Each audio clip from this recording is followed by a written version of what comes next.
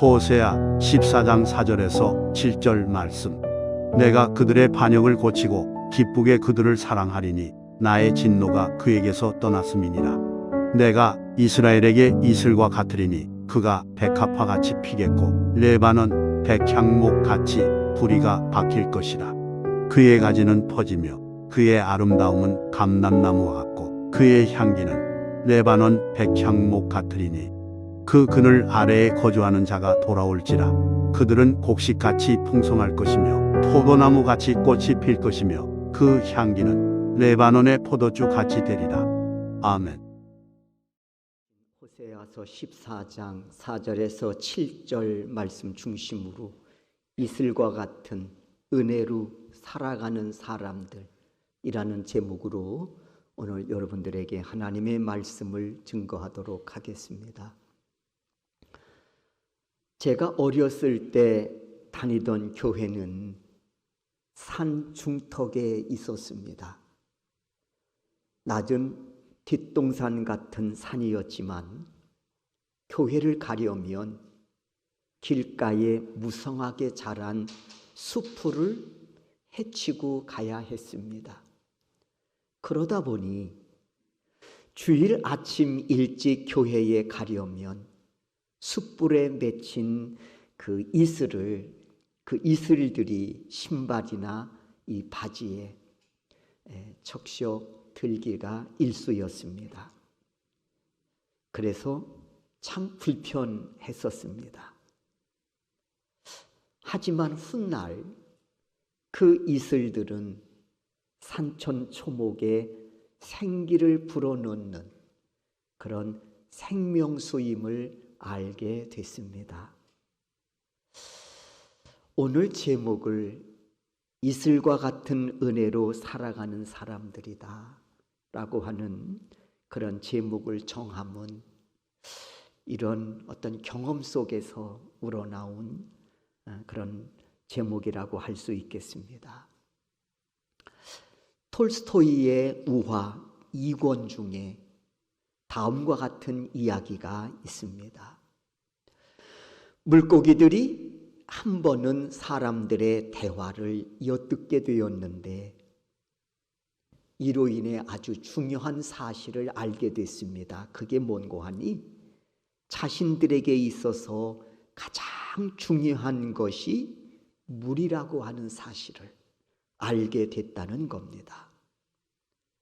그래서 물 만난 물고기라고 하는 말도 생겼다는 사실도 알게 됐습니다. 그런데 문제는 그토록 자신들에게 중요하다고 하는 이 물이 도대체 무엇인지 알 수가 없는 거예요. 그래서 지혜로운 물고기를 찾아가서 물었습니다. 도대체 물이 뭐냐? 그렇게 우리에게 중요하다고 하는데 그 물이 뭐냐? 하고 물었습니다. 그랬더니 이렇게 대답을 합니다. 우리는 항상 그 물 속에 살고 있으며 떠나면 죽기 때문에 물은 우리의 생명과 같은 것이다. 다만 우리가 항상 그 속에 살다 보니 우리가 느끼지 못하고 있을 뿐이다 라고 하는 답을 듣게 된 겁니다. 이 우화는 톨스토이가 하나님의 은혜를 설명하려고 하는 의도에서 이 글을 쓴 것이지요. 인간이 날마다 호흡을 하면서 공기의 소중함을 모르듯이 생명의 주인 되시는 하나님의 은혜를 망각하고 살 때가 너무나 많음을 깨우치는 그런 우화라고 생각합니다. 오늘 5절에서 말씀합니다. 내가 이스라엘에게 이슬과 같으리니, 저는 백합화 같이 피겠고 레바논 백향목 같이 뿌리가 박힐 것이라. 귀한 말씀입니다. 깊은 영적 의미를 담고 있는 말씀입니다. 하나님이 이스라엘 백성에게 은혜를 베푸시는데 그 은혜는 마치 이슬과 같은 은혜를 베푸신다고 하는 겁니다. 특별히 팔레스타인 지역에서의 이슬은 그야말로 생명과 직결될 만큼 중요한 것이지요. 우리가 알고 있듯이 팔레스타인의 지역의 땅은 항상 건조하고 메마릅니다. 척박합니다. 그럼에도 식물이 자랄 수 있는 것은 이 이슬이 매일같이 메마른 대지 위를 촉촉하게 적시기 때문이라고 하는 겁니다. 마찬가지로 우리에게도 척박한 인생의 여정을 살아감에 있어 이 이슬과 같은 하나님의 은혜가 꼭 필요하다고 하는 것이죠. 물론 비와 같이 쏟아지는 은혜도 필요하지만 이에 못지않게 매 순간 이슬과 같은 은혜가 우리에게 반드시 필요하다는 겁니다. 그런데 그 이슬은 언제 내립니까? 밤에 내리지요. 민수기 11장 9절에 보면 밤에 이슬이 내릴 때에 만나도 같이 내렸더라. 만나, 일용할 양식이지요. 그러나 일용할 양식이기 전에 또 다른 단어로 우리가 표현함에 있어 주저하지 않습니다. 하나님의 은혜라고 말입니다. 밤에 이슬이 내릴 때에 하나님의 은혜도 함께 내렸더라. 이렇게 민수기 11장 9절 말씀을 이해해도 무리가 아닙니다. 그렇습니다. 이슬은 낮에 내리지 않고 밤에 내립니다. 이와 같은 자연의 섭리를 통해서 하나님 우리에게 주시는 교훈이 있습니다. 우리의 인생도 밤같이 어두운 때를 지나가야 할 시간들이 있습니다. 바로 역경과 환난의 때이지요. 이로 인해서 아픔과 고난의 시간을 보내기도 하지요. 그런데 우리가 기억해야 할 것은 하나님의 은혜는 이와 같이 인생의 밤을 지날 때에도 밤에 이슬이 내리듯 소리 없이 우리의 심령과 우리의 삶 가운데에 내리고 있다는 사실입니다. 때문에 고난과 역경 그 자체로만 볼 때는 불행이고 절망으로 보이지만 결코 그렇지만 않다는 사실을 우리가 알아야 됩니다. 왜냐하면 그 순간에도 하나님은 밤에 내리는 이슬과 같은 은혜로 우리의 삶을 붙들고 계시기 때문에 그렇습니다. 지켜주고 계시기 때문에 그렇습니다. 그래서 그 밤이 절대적으로 절망적이고 슬프지만은 않다는 것이죠.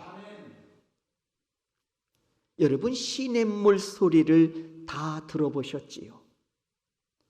그 시냇물 소리가 아름다운 것은 보이지 않는 수많은 크고 작은 돌들이 물 아래에 깔려있기 때문입니다. 그 크고 작은 돌이 물 아래에 깔려있지 않으면 시냇물 소리는 들리지 않는다는 것이지요. 사랑하는 성도 여러분, 우리가 이 세상을 살아가면서 감당해야 할 고난과 역경들이 분명히 있습니다. 그러나 그 속에서도 하나님은 이슬과 같은 은혜를 내려 주셔서 소성케 하시는, 그래서 우리를 다시 회복시키시는 참 좋으신 하나님이심을 믿습니다. 그 은혜를 놓치지 않기를 주의 이름으로 축원합니다. 바라건대 이 시간 예배하는 여러분들에게 오늘 본문을 통해서 약속하신 5절과 6절의 말씀이 또 하나의 이슬과 같은 은혜로 여러분의 심령 속에 촉촉히 내림으로써 어떤 상황 속에서도 믿음의 사람으로서 마땅히 승리해야 될 순간 여호와 니시 또 하나의 승리의 깃발을 꽂아가는 우리 소명교회 성도 여러분들이 되실 수 있기를 주의 이름으로 축원합니다. 그러므로 이 시간에는 이슬과 같은 은혜를 힘입어 사는 사람은 어떤 사람이냐, 이 부분에 대해서 세 가지로 말씀을 드리고자 합니다. 첫째로, 이슬과 같은 은혜에 힘입어 사는 사람은 고난 속에서도 소성케 하시는 은혜로 회복의 은혜를 누리며 사는 사람들이다. 이렇게 말씀드리고 싶습니다. 5절을 보십시오. 내가 이스라엘에게 이슬과 같으리니 그가 백합화 같이 피겠고. 백합, 다 좋아하시는 꽃이지요. 이 백합은 여러 해 살이 풀로, 말하자면 다년생. 그래서 백합의 뿌리는 겨우내 땅 속에서 죽은 것 같이 보이지만 봄 이슬로 다시 기운을 얻어 대지를 뚫고 나옵니다. 그리고 쑥쑥 자라지요. 그리고 뜨거운 열기와 내리쬐는 태양빛 아래에서도 꽃을 피워 아름다움으로 그 간 향기로 주위를 가득 채워갑니다. 이는 이슬과 같은 은혜로 살아가는 믿음의 사람들의 모습인 줄로 믿습니다. 이렇듯 주님이 베푸시는 이슬과 같은 은혜로 사는 자는 요란하지 않으면서도 주위에 강력한 그리스도의 향기를 내요. 하나님께는 영광이요 사람들에게는 그리스도의 사랑을 전하는 향기로 살아가는 사람들임을 믿습니다. 그렇습니다. 이와 같은 은혜로 살아가는 사람은 자신을 소리 없이 태워 어둠을 밝히는 빛이 되고 소리 없이 자신의 몸을 녹여 맛을 내는 소금 되어 살아가는 사람들입니다. 누가요? 이슬과 같은 하나님의 은혜로 살아가는 사람들이 말입니다.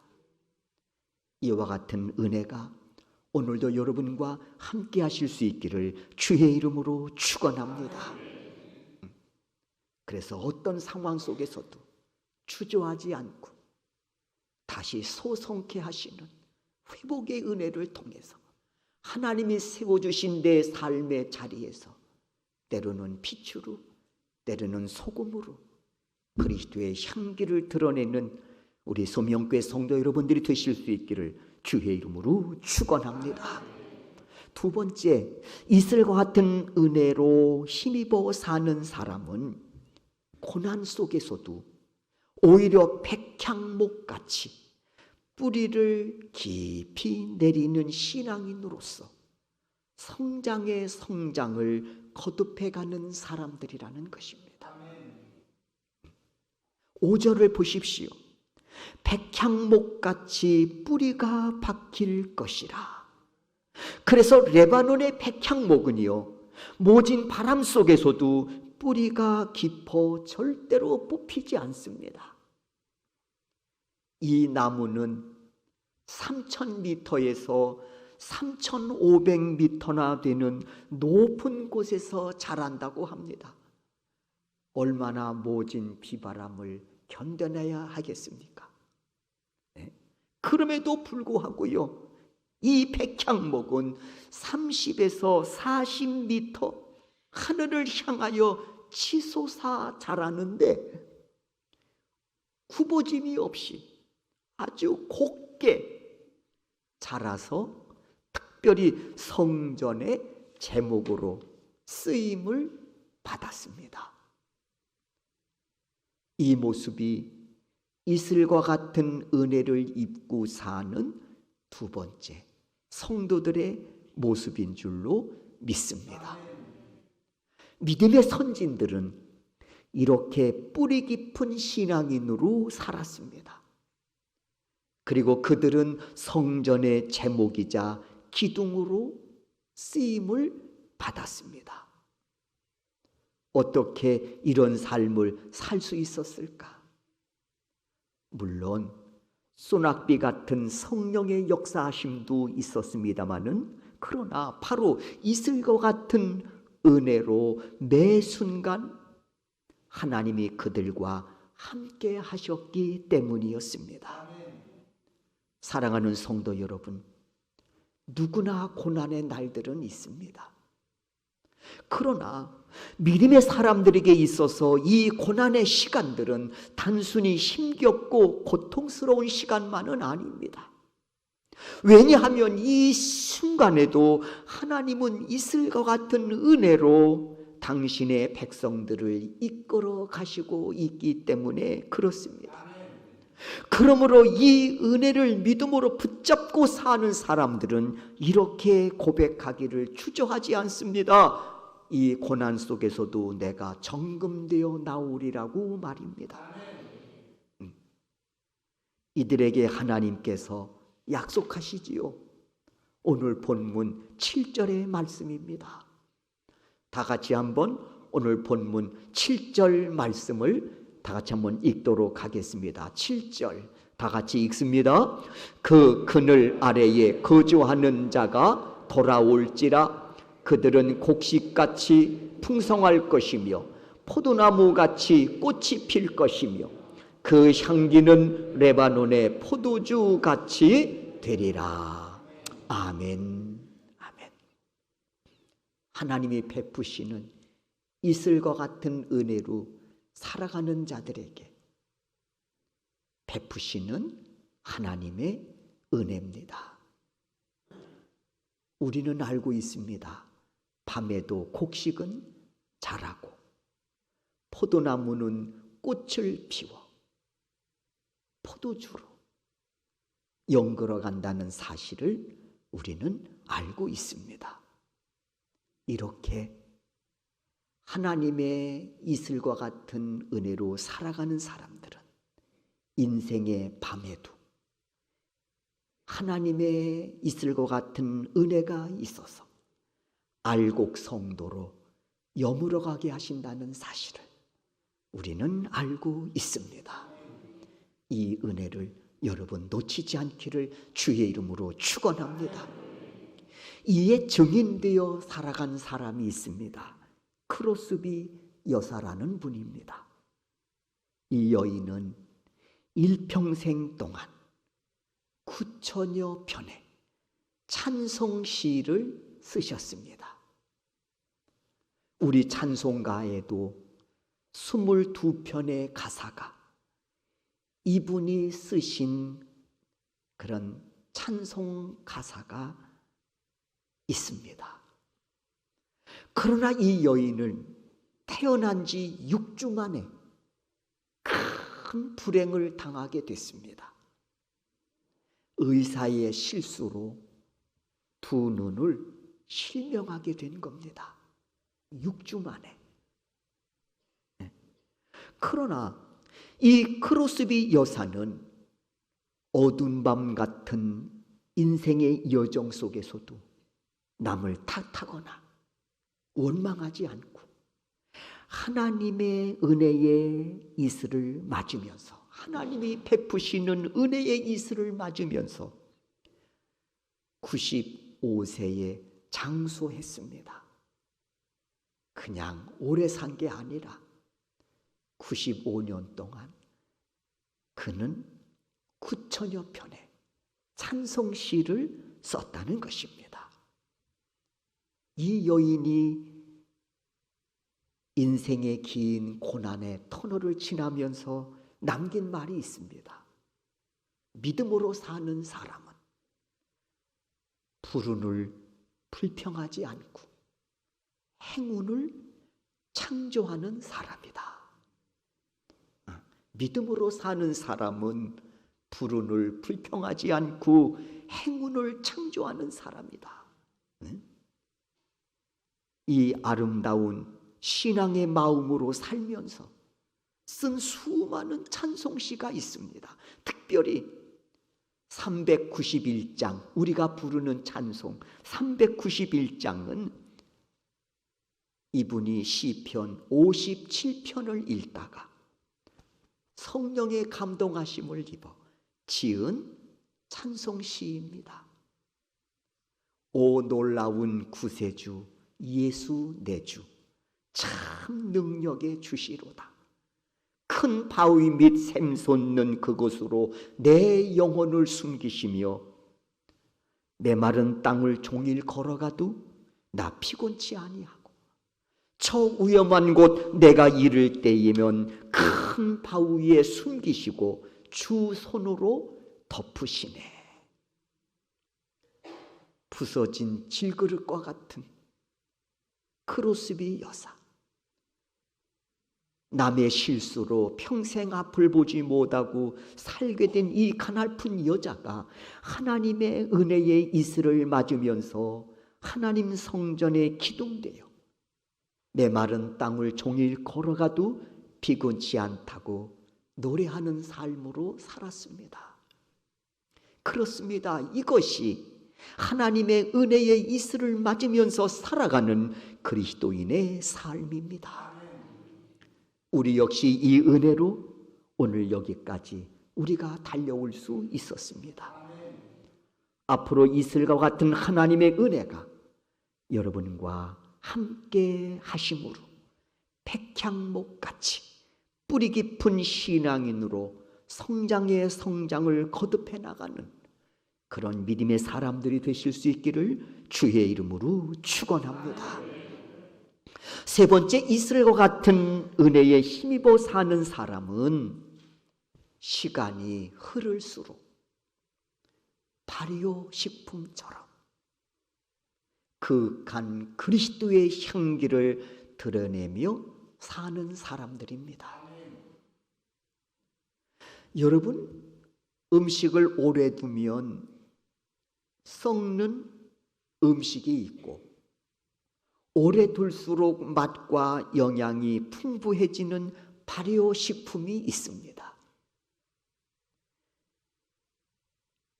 여기에 인생을 대비하면 여러분은 어떤 인생으로 살기를 원하십니까?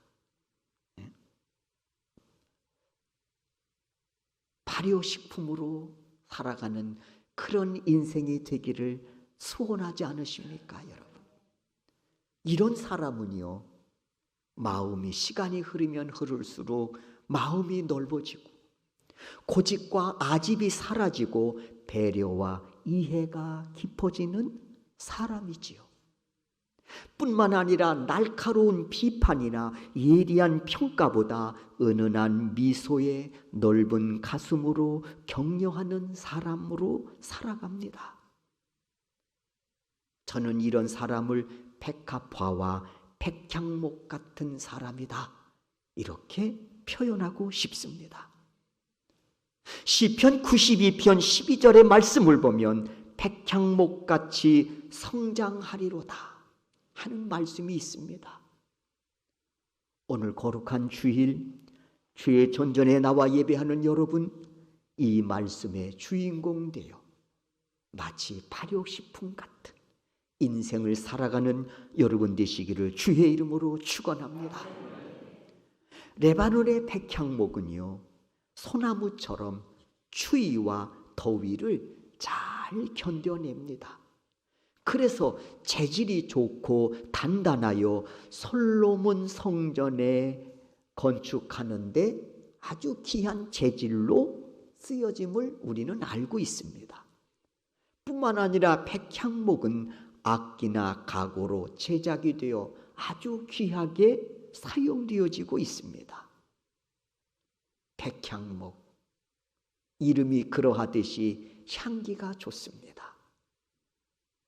뿐만 아니라 이 향기는 벌레와 해충도 막아냅니다. 그래서 레바논의 이 백향목은 모진 고난과 시련을 견뎌온 하나님의 구원 백성을 상징합니다.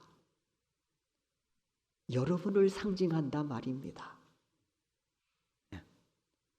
인생의 아픔과 고난을 이기고 아름다운 열매를 맺는 사람, 나이가 들어도 여전히 향기를 잃지 않는 품격과 품성을 지닌 사람, 이 사람이 바로 그 종려나무요 레바논의 백향목 같은 사람입니다.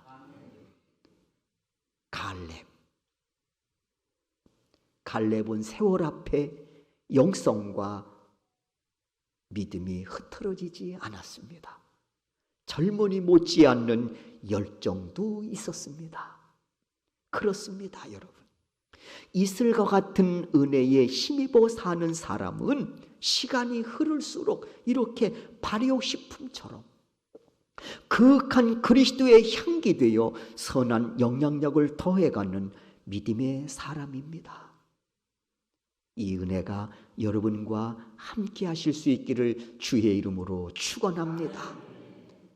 그래서 이슬과 같은 은혜로 인생의 밤을 지날 때에도 무너지지 않고 다시 소성케 하심으로 회복의 은혜를 누리며 사는 주의 거룩한 백성들이 되시기를 주의 이름으로 축원합니다. 그리고 오히려 그 상황 속에서도 뿌리 깊은 백향목 같은 신앙으로